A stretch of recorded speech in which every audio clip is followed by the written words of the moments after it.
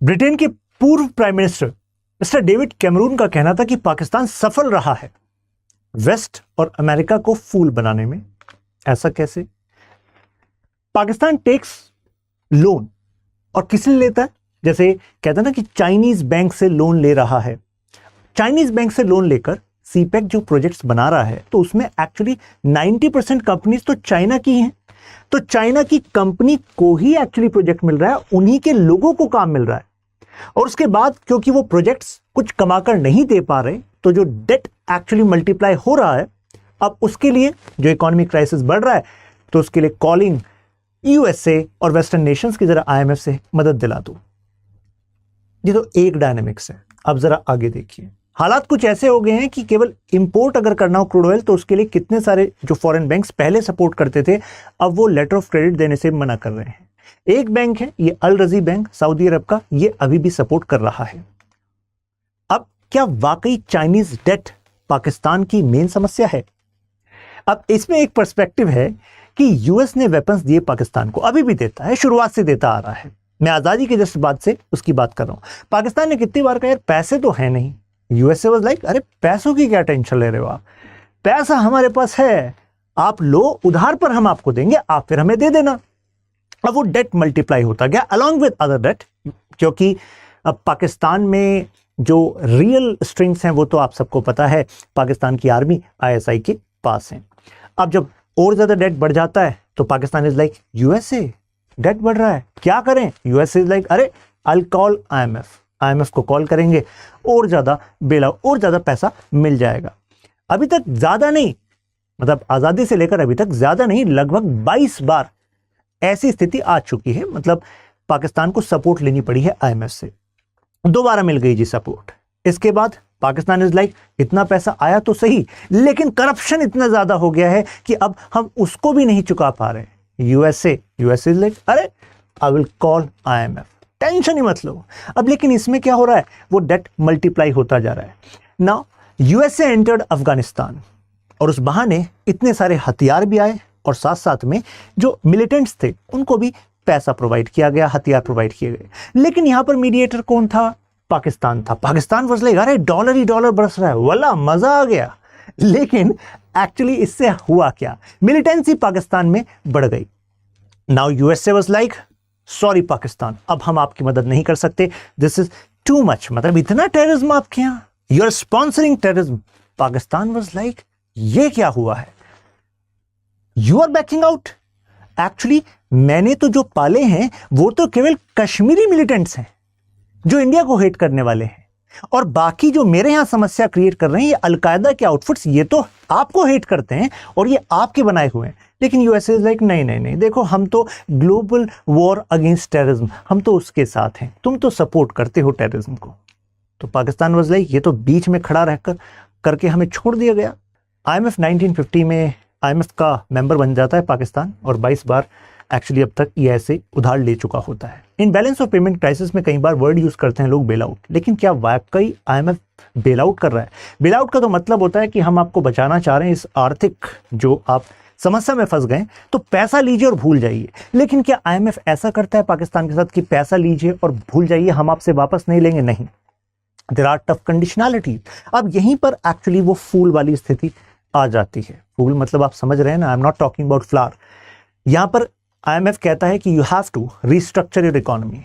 IMF consistently कहता आया है कि आपको जो अपने स्टेट ओन्ड एंटरप्राइजेस हैं यानी कि पीएसयूज हैं, वो बहुत ज्यादा घाटा कर रहे हैं, उनको लीन करना पड़ेगा। लीन करने का मतलब क्या, एक्सरसाइज करानी है? नहीं, लीन करने का मतलब है कि उसको डिसइन्वेस्ट कर दो, वहां से प्राइवेट सेक्टर को वहां पर ज्यादा स्टेक दे दो। पाकिस्तान कहता है ठीक है ये तो कर देंगे, और क्या चाहिए? फिर वो कहते हैं कि आप ह्यूज सब्सिडीज दे रहे हो फ्यूल पर, अब यहां पर इन सब्सिडीज को आपको कुछ कम करना पड़ेगा। कई सारी केवल पॉलिटिकली मोटिवेटेड सब्सिडीज हैं, these are not rational as per your economic status. Pakistan is like ये कैसे कर दें, अगर ऐसा कर दिया तो जनता सड़कों पर आ जाएगी, वैसे ही जगह जगह जनता सड़कों पर है, ऐसा हम नहीं कर सकते। उसके बाद आईएमएफ कहता है इलेक्ट्रिसिटी प्राइसेस, उसका तो कुछ कर लीजिए, आपकी जो इलेक्ट्रिसिटी लाइन है वो इतनी पुरानी हो चुकी है, आउटेजेस चलते रहते हैं, जनवरी में ब्लैकआउट हो गया था, तो कम से कम उसको ठीक भी करना है आपको, तो ऐसे में आप प्राइसेस को बढ़ा दीजिए। तो पाकिस्तान लाइक ये भी पॉलिटिकल इशू हो जाएगा, तो कहने का मतलब है कि एनर्जी, इकोनॉमी को रिस्ट्रक्चर करना प्लस उसके साथ साथ बजट डेफिसिट को घटाना, मतलब कि कुल मिलाकर बजट घाटे को कम करना, ये आपको पड़ेगा। अब अभी हम उसकी बात तो कर ही नहीं रहे, जो पाकिस्तान की मेन समस्या है कि पॉलिटिकल एलीट जो हैं they are actually you can say वही एक्चुअली सक कर रहे हैं पाकिस्तान की इकोनॉमी को, आम जनता इज इन डोल्ड्रम्स।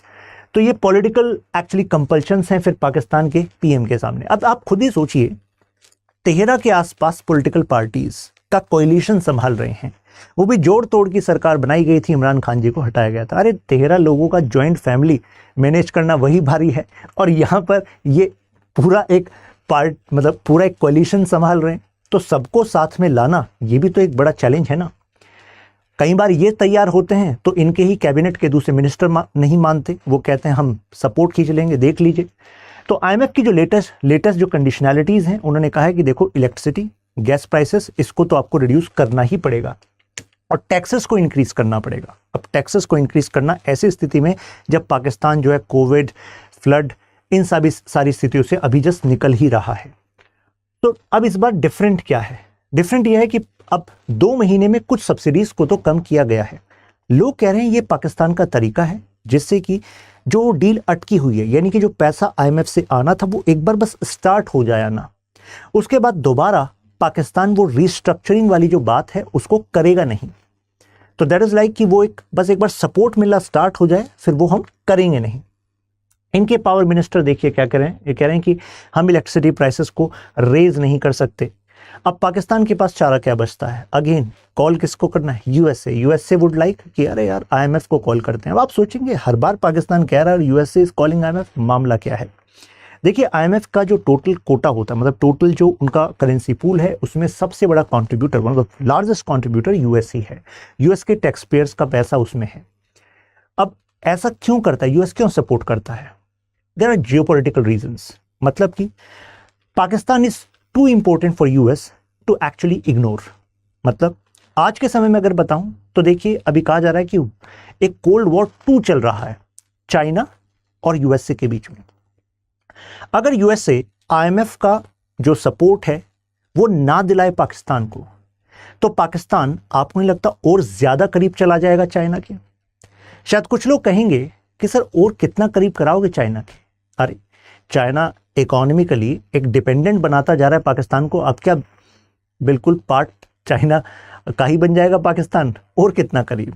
सोचना आपका सही है, लेकिन इससे पहले जो प्राइम मिनिस्टर इमरान खान जी का अगर हम स्टेटमेंट देखें तो उन्होंने इंडिकेशन दी थी यूएसए को कि he wants to actually keep a distance from Chinese money. वो इंडिकेशन क्या थी? This was not just economic, this was political as well. यानी कि वो चाहते थे कि यूएसए का जो सपोर्ट है वो टूटे ना, वो सपोर्ट यहां पर बना रहे। ऐसे ही कुछ इंडिकेशन रीसेंट पास्ट में मिले हैं जब हमने पाकिस्तान के आर्मी चीफ की यूएस विजिट देखी, पाकिस्तान के फॉरेन मिनिस्टर बिलावल भुट्टो की वहां पर विजिट देखी, तो उसमें भी वो दोबारा से रेप्रोचमेंट कर रहे हैं। तो अगर ये कहा जा रहा है कि अगर यूएसए आईएमएफ पर अपना जो उसका बल है उसका इस्तेमाल करके पाकिस्तान को सपोर्ट करा भी दे, तो it's not a loss making deal for actually US. तो ऐसे में ऐसा करा जा सकता है। और अभी वो जो यहाँ के जो फाइनेंस मिनिस्टर हैं, he is also reaching out directly to the US finance department कि वो बायलेटरल भी कोई सपोर्ट उन्हें कर सकते हैं क्या।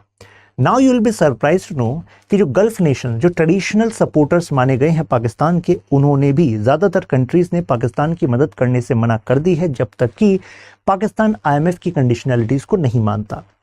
इसमें सऊदी ने हालांकि कहा था कि हम $2 बिलियन का सपोर्ट आपको दे देंगे, लेकिन बाद में खुद उन्होंने भी कहना स्टार्ट कर दिया कि देखो आईएमएफ की कंडीशंस तो माननी पड़ेंगी, नहीं तो वो वाली बात हो जाएगी कि हम पैसा दे रहे हैं और आप उसको बहा रहे हो।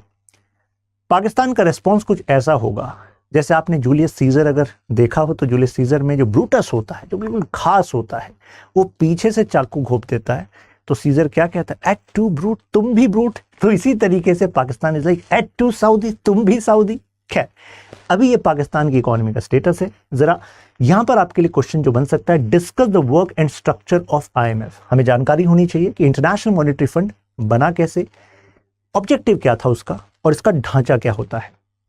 आईएमएफ को ब्रिटेन वुड ट्विंस का भाग कहा जाता है, यानी कि ब्रिटेन वुड संस्था है। दूसरा ब्रिटेन वुड इंस्टीट्यूशन कौन होता है? वर्ल्ड बैंक होता है। What is the difference between IMF and world bank working? Work पूछा है ना। देखिए, आईएमएफ को इंटरनेशनल फाइनेंशियल सिस्टम का एक तरीके से वॉचडॉग माना जाता है स्टेबिलिटी के लिए। जो करेंसी प्राइसिंग आप देखते हैं उसमें भी इंटरनेशनल स्टैंडर्ड्स, जैसे कि अभी हम एक फ्री सिस्टम का इस्तेमाल करते हैं, पहले हम पेग सिस्टम का इस्तेमाल करते थे, फ्री फ्लोटिंग का इस्तेमाल कर रहे हैं, तो उसमें भी आईएमएफ का मेन रोल होता है। इसके अलावा बार बार एक शब्द आप यूज मतलब करते हुए सुनेंगे कितने सारे जर्नलिस्ट को पाकिस्तान के रेफरेंस में, कि बैलेंस ऑफ पेमेंट क्राइसिस में आईएमएफ मदद करता है। ध्यान रखिएगा, दो तरह की इकोनॉमिक हेल्प होती है। एक होता है कि आप डेवलपमेंट के लिए, प्रोजेक्ट्स के लिए पैसा दे रहे हैं। प्रोजेक्ट्स के लिए, डेवलपमेंट के लिए आईएमएफ पैसा नहीं देता, वो वर्ल्ड बैंक देता है। वर्ल्ड बैंक की संस्थाएं हैं जैसे कि आपकी IBRD, international bank for reconstruction and development, IDA, international development agency, IFC, international finance company, ICSID, international centre for settlement of investment disputes, and मीगा, multilateral investment guarantee agency. तो ये संस्थाएं हैं वर्ल्ड बैंक ग्रुप की, जो actually उनका जो मोटो है वो है कि दुनिया में जहां पर विकास के लिए पैसों की जरूरत है वहां पर उसको उपलब्ध कराए। हालांकि वर्ल्ड बैंक भी प्रॉफिटेबल इंस्टीट्यूशन है, समाज कल्याण नहीं कर रहा है केवल, है ना। आईएमएफ हालांकि जो बैलेंस ऑफ पेमेंट क्राइसिस है उसमें पैसा आपको मुहैया कराता है with some conditions, right. Condition जैसे कि हमने जो अपनाई थी 1991 में, LPG, लिबरलाइजेशन, प्राइवेटाइजेशन, ग्लोबलाइजेशन। तो बैलेंस ऑफ पेमेंट क्राइसिस होता क्या है? अगर आपके देश के विदेशी मुद्रा कोष में, यानी कि फॉरेन एक्सचेंज रिजर्व में जो पैसा है वो इतना कम हो गया है कि आपका जो नॉर्मल इंपोर्ट बिल है, जो आपको आयात करना है पैसा, उसको आप फुलफिल नहीं कर पा रहे हो, तो उसको हम कहते हैं बैलेंस ऑफ पेमेंट क्राइसिस। तो उसमें आईएमएफ मदद करता है। अब आपसे मेरा सवाल है कि आईएमएफ का स्ट्रक्चर क्या है, यानी कि आईएमएफ में मेजर कौन सी ऑर्गेनाइजेशंस हैं, कौन से ढांचे हैं, गवर्निंग काउंसिल का कौन पार्ट है? तो आप कमेंट में बताइएगा। फिर मिलते हैं नेक्स्ट वीडियो में।